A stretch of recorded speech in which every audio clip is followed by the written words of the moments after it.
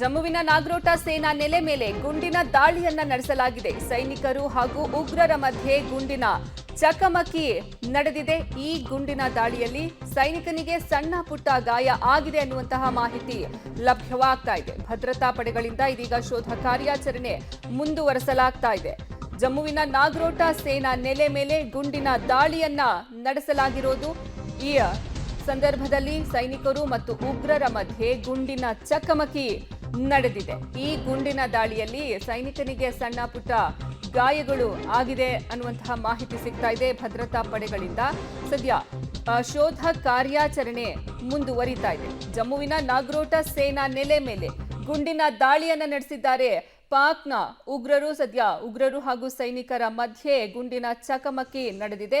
ಈ ವೇಳೆ ಓರ್ವ ಸೈನಿಕನಿಗೆ ಸಣ್ಣ ಪುಟ್ಟ ಗಾಯಗಳು ಆಗಿದೆ ಅನ್ನುವಂತಹ ಮಾಹಿತಿ ಸಹ ಲಭ್ಯವಾಗ್ತಾ ಇದೆ. ಸದ್ಯ ಜಮ್ಮುವಿನ ನಾಗ್ರೋಟದ ಸೇನಾ ನೆಲೆ ಮೇಲೆ ಉಗ್ರರು ದಾಳಿಯನ್ನ ನಡೆಸಿದ್ದಾರೆ. ಇನ್ನು ಕೆಲ ಉಗ್ರರು ಸೈನಿಕರ ಸಮವಸ್ತ್ರಗಳನ್ನ ಧರಿಸಿಕೊಂಡು ಒಳನುಸುಳಿದ್ದಾರೆ.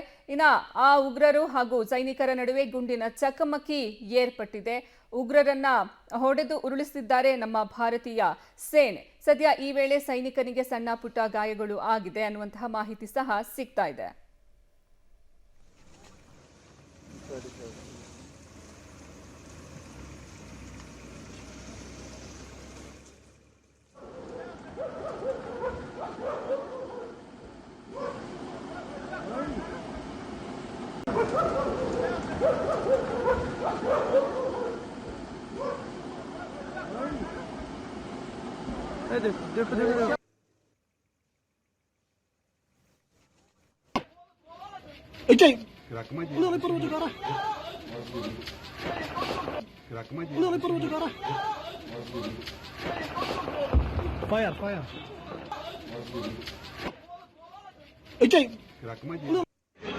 लाइव फायरिंग जम्मू में देखिए,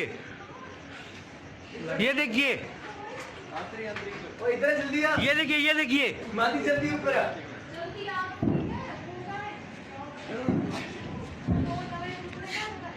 लाइव फायरिंग हो रही है यहाँ पे जम्मू में। लाइव फायरिंग पाकिस्तान अपने जम्मू में देखिए, ये देखिए,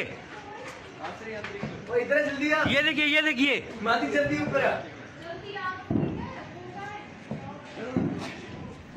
ಸದ್ಯ ನೀವು ದೃಶ್ಯಾವಳಿಗಳಲ್ಲಿ ಗಮನಿಸ್ತಾ ಇದ್ದೀರಾ.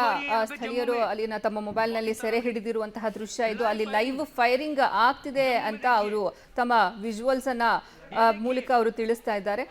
ಅಲ್ಲಿ ಯಾವ ರೀತಿ ಅಲ್ಲಿ ಪರಿಸ್ಥಿತಿ ನಿರ್ಮಾಣ ಆಗಿದೆ ಅನ್ನೋದಕ್ಕೆ ಇದು ಉದಾಹರಣೆ, ಬೆಸ್ಟ್ ಎಕ್ಸಾಂಪಲ್ ಇದು. ಸದ್ಯ ಅಲ್ಲಿನ ಸ್ಥಳೀಯರು ಸಹ ಗಡಿ ಭಾಗದ ಜನರು ಭಯಭೀತಿಯಿಂದಲೇ ಜೀವನವನ್ನ ದೂಡುವಂತಹ ಪರಿಸ್ಥಿತಿ ಇದೀಗ ನಿರ್ಮಾಣ ಆಗಿರುವುದು. ಭಾರತ ಹಾಗೂ ಪಾಕ್ ನಡುವೆ ಸಂಘರ್ಷ ಏರ್ಪಟ್ಟಿದೆ.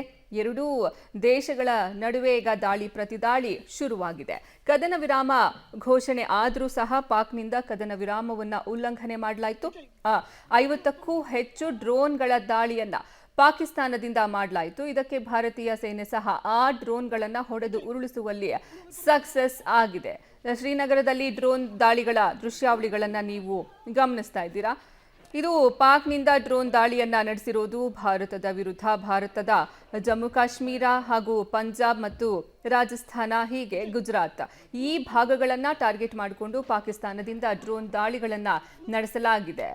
ಗಡಿ ಭಾಗಗಳಲ್ಲಿ ಡ್ರೋನ್ ದಾಳಿಯನ್ನ ಪಾಕಿಸ್ತಾನ ನಡೆಸಿದೆ. ಇನ್ನು ಈ ಡ್ರೋನ್ಗಳನ್ನು ಹೊಡೆದು ಉರುಳಿಸುವಲ್ಲಿ ಭಾರತೀಯ ಸೇನೆ ಸಹ ಸಕ್ಸಸ್ ಆಗಿದೆ. ಇದು ಅಲ್ದಿರ ಭಾರತದ ಸೇನಾ ನೆಲೆ ಮೇಲೆ ಸಹ ಪಾಕ್ನಿಂದ ಉಗ್ರರಿಂದ ದಾಳಿಯನ್ನ ನಡೆಸಲಾಗಿದೆ. ಅಲ್ಲಿ ಸೈನಿಕರು ಹಾಗೂ ಉಗ್ರರ ನಡುವೆ ಗುಂಡಿನ ಚಕಮಕಿ ಏರ್ಪಟ್ಟಿದೆ.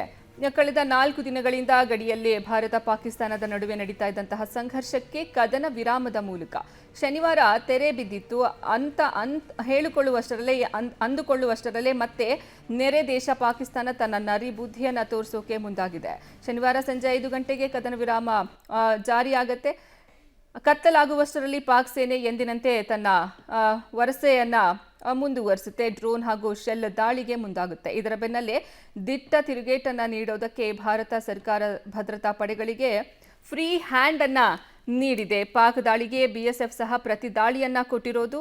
ದಿಟ್ಟ ತಿರುಗೇಟನ್ನ ಭಾರತೀಯ ಸೇನೆಯಿಂದಲೂ ಕೊಡಲಾಗಿದೆ. ಇನ್ನು ಎಲ್ಲ ಡ್ರೋನ್ಗಳನ್ನ ಹೊಡೆದು ಉರುಳಿಸುವಲ್ಲಿ ಭಾರತೀಯ ಸೇನೆ ಸಕ್ಸಸ್ ಆಗಿದೆ. ಇನ್ನು ಪಾಕ್ನಿಂದ ಡ್ರೋನ್ ದಾಳಿ ವಿಫಲ ಯತ್ನವನ್ನ ಏನ್ ಮಾಡಲಾಯಿತು, ಅಷ್ಟು 50ಕ್ಕೂ ಹೆಚ್ಚು ಡ್ರೋನ್ ದಾಳಿಗಳನ್ನ ಮಾಡಲಾಗಿತ್ತು. ಅಷ್ಟು ಡ್ರೋನ್ಗಳನ್ನ ಉಡೀಸ್ ಮಾಡಿದೆ ಭಾರತ. ಇನ್ನು ಜಮ್ಮು ಕಾಶ್ಮೀರದ ಶ್ರೀನಗರ, ಬಾರಾಮುಲ್ಲಾ, ಜಮ್ಮು, ಸೋಫೈರಾ, ಸೋನಾವರ್, ರಾಜಸ್ಥಾನ, ಜೈಸಲ್ಮರ್ ಹೀಗೆ ಪಂಜಾಬ್ನ ಹಲವು ಭಾಗಗಳನ್ನು ಟಾರ್ಗೆಟ್ ಮಾಡಿಕೊಂಡು ಪಾಕಿಸ್ತಾನದಿಂದ ಡ್ರೋನ್ ದಾಳಿಗಳನ್ನು ಮಾಡಲಾಯಿತು.